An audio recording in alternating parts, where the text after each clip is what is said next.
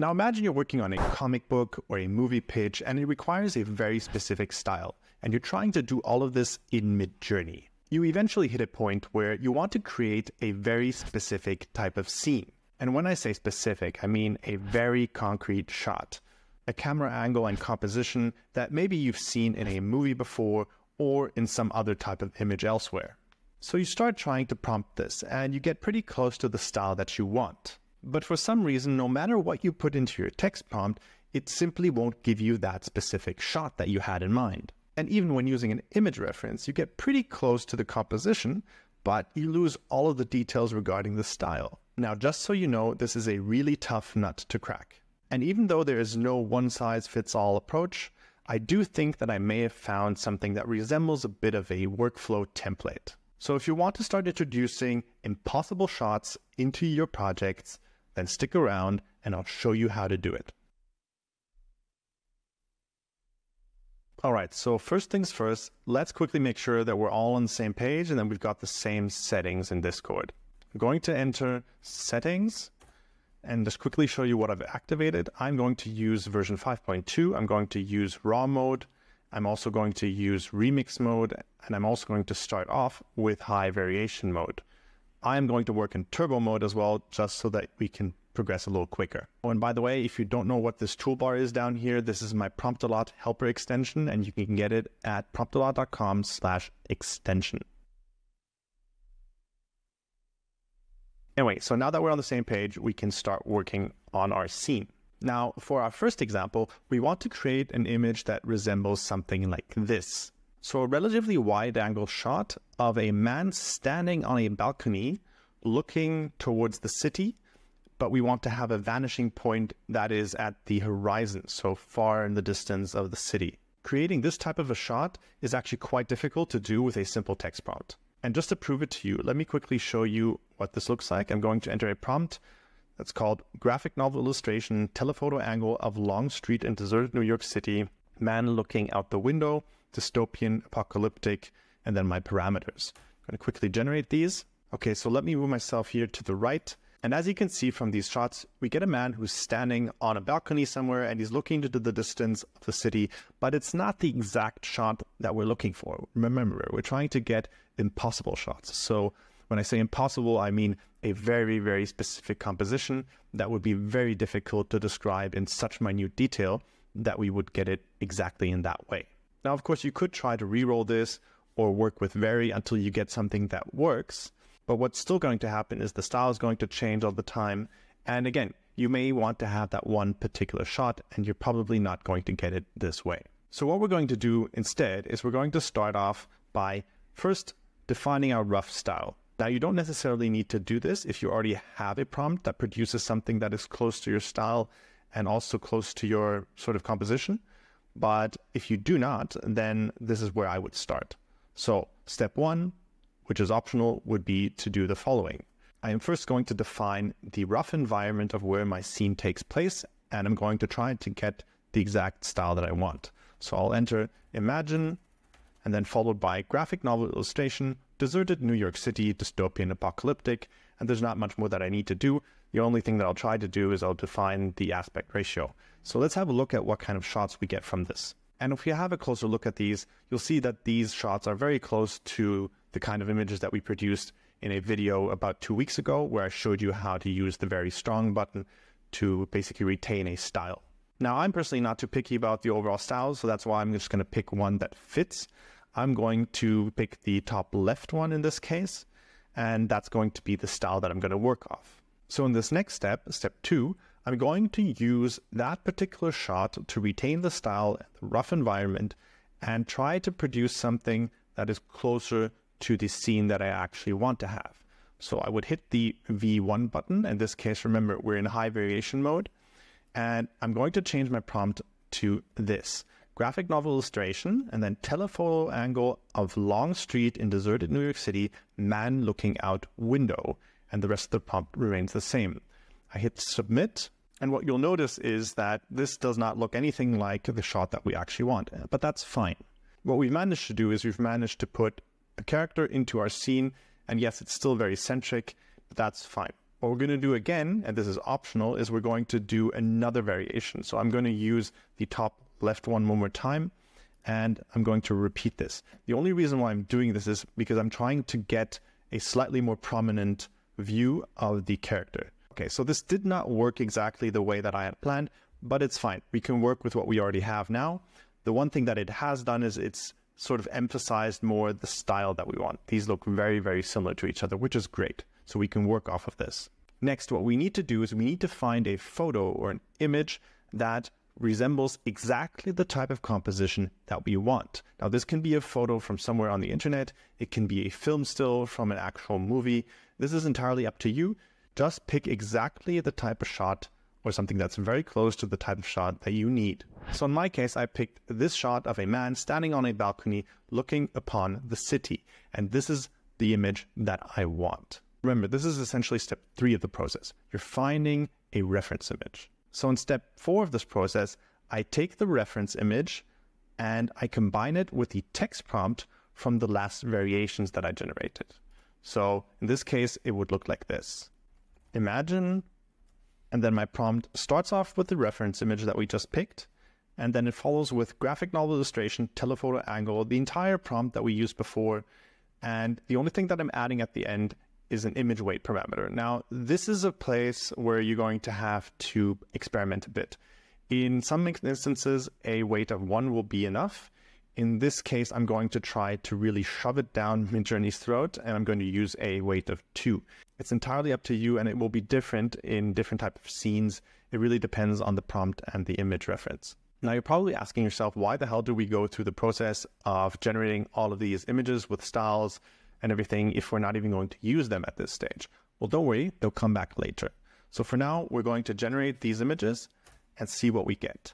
And if we have a close look, you can see we got exactly the type of composition that we want, especially the bottom left one or the bottom right one. These are really, really great. Actually, most of these are great with the exception of the top left one. We could work with any of these. So what do we do now? Well, I'm actually going to pick the bottom right one in this case. And first of all, I'm going to upscale it. So I'll hit the U4 button, and now we're ready to go. Now, it's important that you pay attention at this stage, because what we're going to do now is we're going to go back to these shots here, and we're going to pick one of these images to upscale because we're going to use it for our next prompt. So I'm going to pick the top right one in this case, and I'm going to upscale it, so U2. And I'm also going to make sure that I copy this prompt here because we're going to need this exact text prompt for what we're going to do next. So let me just quickly paste it down here, then I'll get the image link from that one. I'll paste here in the front. And now I got my prompt. And then what we'll do is we'll go back to this image that we got from our prompt before. And we're going to hit the very subtle button. This is very important. This remix is very composition focused. So I'll hit the very subtle button. This will open the remix prompt. And I will replace this entire prompt with the one that I just constructed in my message field. And the only difference, though, is that it contains the image reference from before. So what we'll do here is we're going to use an image weight of only 1 for now, just to see what happens. And since I haven't defined it in my parameters, that's what it will use. We'll use 1 as a default. So I'll hit submit, and let's have a look at what this gives us. And if we check these out, this is already really, really good. Now, in case you're not entirely happy with these images, you can, of course, repeat this process. Remember, using the classic low variation mode remix is an iterative process. So you may have to repeat the process multiple times. Just don't do it too often. Hey, sorry to interrupt you right smack in the middle, but I just wanted to share something with you. YouTube is an absolutely amazing way to discover and learn new skills, just like the video that you're watching right here. However, as you discover these videos and tutorials, you're never quite sure when they were recorded, whether they're still relevant, and how they fit into the bigger picture of learning to use and control Midjourney. So if you're looking to get a comprehensive training in the foundations of prompting in Midjourney, then I highly recommend that you check out my video course at mastersofmidjourney.com, which gives you a comprehensive education in learning how to control Midjourney and how to prompt with intent. So let's say we wanted to emphasize it even more with the bottom right one. So what I'll do is I will hit U4 again, And then I will hit very subtle one more time. But this time, I'm going to add an image weight parameter of 0.5. Now, the reason why I'm doing this is because I've already applied it before, and I don't want the image reference to have too much of an impact on this now, because otherwise it will start changing the composition. So my recommendation here is that if you're going to repeat this step multiple times at the end, you should continuously have as in, divide by 2, have the parameter. So you would start off maybe with 1, then go to 0.5, and then go to 0.25, just to avoid having too much impact on the image. So what I'll do now is I'll hit submit, and we'll have a look at whether the images are better or not. Okay, let's have a quick look at these. And you can see here's one of the issues, the top left one, the character is starting to kind of fade away. And I'm not entirely sure about the others here, but one thing is clear. We have now reproduced the exact shot that we wanted. Admittedly, it's flipped around, but you can easily just flip around an image editor yourself. But we've gotten the exact style that we wanted from our image reference, which looked like this. So this is how you create an impossible shot. And this was example 1. So what I'm going to do now is I'm going to show you this with another example. In this example, I'm going to stick with the very same graphic novel style. However, this time I want a shot from above that looks like this. So you have an image of a man looking up, raising his arm to the ceiling, and he looks quite hopeless. Trying to prompt this with a simple text prompt or even using image references would be pretty difficult to do, or at least it would require lots and lots of rerolling, and you don't even know whether you would maintain the style. So let's go through the very same process one more time. So since I have a rough idea of what my style already is, I'm going to take a slight shortcut at the very beginning. I'm going to start off by entering imagine, and then my prompt is graphic novel illustration, aerial view of man lying on floor looking at ceiling, dystopian, apocalyptic, and then followed by my parameters. And I'll enter this and just see what I get from this. Let's have a look. And these are already pretty good, but I actually want to give this shot a slightly different color scheme. So what I'll try to do is I'm going to hit the V2 button because I'm going to pick the top right one, and I'm still in high variation mode. And I'm going to make a slight adjustment here at the end. I'm going to add teal color palette, and we'll hit submit. All right, so these are much better already. They're exactly in the type of color scheme that I want, and we've got that graphic novel style, but I really want to reinforce this one more time. So I'm going to do this with the bottom right one again, hit V4. I don't need to change anything about the prompt because it's still the same. I'll hit submit, and let's see what we get from this iteration. Okay, cool. So these look really great style-wise, and I think I'll go with the top right one. Now remember, at this stage, I don't actually need these shots yet, because first we're going to pick our impossible shot. And for this shot, I picked a film still that we are all familiar with from Lord of the Rings. It's Frodo, who's looking at the ceiling, and the ring is slowly slipping onto his finger. Now, for what I'm going to do here, the ring is not so important. I don't want the ring in the image. What I want is the composition, the posture, the way the character's looking at the camera. All right, so let's try this out. I'm going to start by entering Imagine. I'm going to start off with the image reference, which is the image of Frodo, and then followed by graphic novel illustration, aerial view of man's face laying on floor looking at ceiling, arm reaching for ceiling. This is crucial.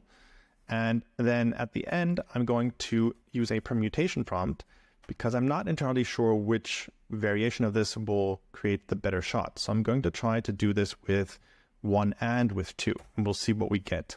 So I need to confirm this permutation, and it will generate both of these for me. Okay, so let's start by looking at the one with a weight of 1. I'm not super happy with these. They are already closer to the style, but right now the important thing is to get the composition right. So I think this may not be the best choice. So I'm going to have a look at the one with a weight of 2. And this is already much better, but we have a bit of an issue with the deformed fingers. Now, this is something that will happen quite a lot if you use this process. What we're going to do is we're going to simply re-roll the prompt. So nothing else. We're not going to do any variations. We're just going to re-roll the prompt and see whether we can get a better shot. Okay, so looking at these, I actually really like the bottom left one here. I'm a little bit worried about the black bars because I'm not sure whether I'm going to be able to remove them, but we're going to give this a try nonetheless. Okay, so for this shot, the fingers are fine. Now he's not looking straight at the camera, but for the purposes of this tutorial, I think it'll be fine. So what we're going to do next is we're going to go back. We're going to pick the shot that we wanted to use from the style variations, and I'm going to upscale U2. Now I'm going to copy the image link. Let me just quickly paste it down here so I can construct my prompt. Then I'm going to append the prompt from here. So this is the full prompt. The only thing that I'm going to change is I'm going to add arm reaching for ceiling because that's one detail that was not in the original style prompt. So then I'll take this prompt and then we'll go back to these here and we'll pick the bottom left one to upscale because we want to enter into a low variation mode and I don't want to switch the settings. So instead of switching the settings, I'm simply going to upscale this one and then hit the very subtle button.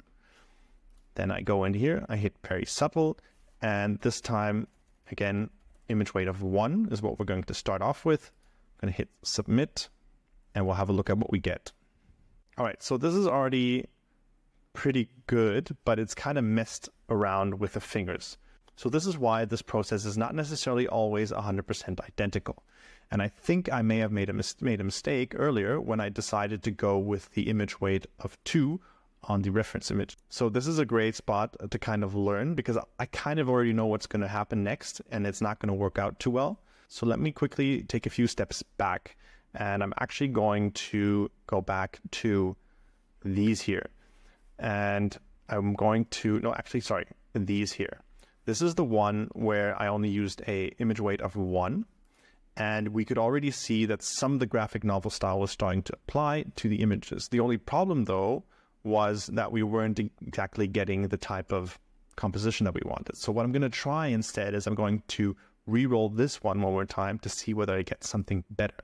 So let me hit submit and we'll have a look. All right, let's have a look at these. And these are already much better, I think.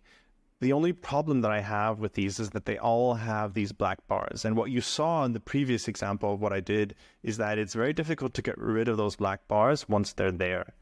And I'm not 100% sure that we're going to be able to fix this easily. So I'm going to re-roll this again one more time, submit. Okay, so these as well are not perfect. And I think it's going to be tricky. I mean, we could go with the image up here, but unfortunately in both he has 6 fingers in both of these on both his hands, so I'm not sure this is really a good one to choose. I will go with the bottom left one this time. So what we'll do now is we're going to upscale this one instead. And while this is upscaling, let me just go back and retrieve the prompt that I constructed before, which was from this one. And just so you know what we're looking at, I'm going to show you what the reference image looks like. The reference image is this shot, right? So no problem. We'll use this. And now we're going to use very subtle on this image. And I'm going to be a little bit more careful. So I'm going to reduce the image weight to 0.5 just to not overdo it. I will hit submit and let's see what we get from this. Okay, cool. Let's have a look. And I think we can all agree that this is already much better. It's much closer to the style that we want. I do see some deformations taking place here in these here on the top, the top left, top right, and bottom right. But the one on the bottom left is still fine. Now, just to have a look at what the alternative is, we could repeat the same very subtle command, and instead this time just go with an image weight of 0.25. just to see what that produces. So I'm not actually iterating on top of the one that we just generated, but I'm going back a step just to remove some of the style adjustments that have happened. And let's check this out. And this time we have, again, some of the deformations. The bottom right one this time looks pretty much as if it was the best one. And I think the one thing that we're learning from this is that you need to make sure that whatever sort of image references you're using, you need to make sure that your aspect ratios are roughly in line, because otherwise it's going to start creating these black bars, and that's going to be a problem further down the road. But this is just to show you an approach that can work. And I realize that the fingers are not perfect on this one, but if we go back to the one we did before, I think this one on the bottom left could actually, no, scary, that has 6 fingers again. Anyway, my point being, if you take a look at this image that I created much earlier before recording this video, it shows you that it can work quite well. And this will allow you to create some shots that otherwise would be incredibly difficult to create. And just to give you an idea of how versatile this can be, in some of my other experiments, I used this image of a man who's stuck between 2 walls to create an image of a man crawling through a very narrow tunnel in a temple. Or, for example, I used this shot from a movie of a car parked in a tunnel and it's raining down from the edges of the tunnel to create an image that looks like this.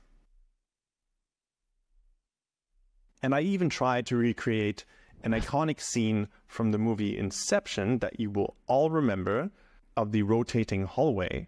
And while it was pretty difficult to get that exact shot simply because characters walking that way isn't very natural, I did manage to get relatively close to something that looks similar. So these are just some examples of how you can use image references in combination with high and low variation mode in order to create scenes that otherwise would be absolutely impossible or incredibly difficult to create. And all this, and this is important, while maintaining the style of the project that you're working on. I hope you found this useful and maybe you'll apply this to some of your own projects. And remember, if you want to go beyond learning from some of the tutorials that I share here on my channel, and you want to learn how to truly control Midjourney, make sure you check out Masters of Midjourney, my comprehensive course on how to prompt with intent. You'll find all the links, including a whole bunch of free stuff, down in the description below. And I'll see you next time. Take care.